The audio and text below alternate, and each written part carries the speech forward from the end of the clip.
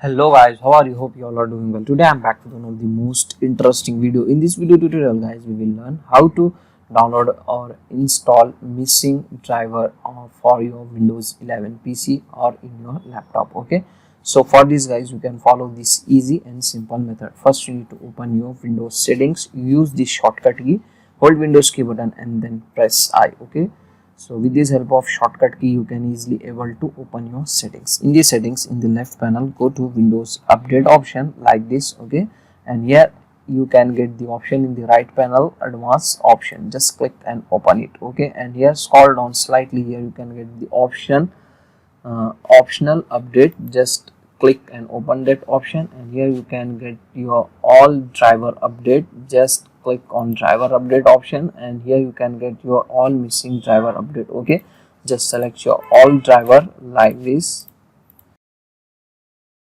Okay, and then click on download and install. That's it.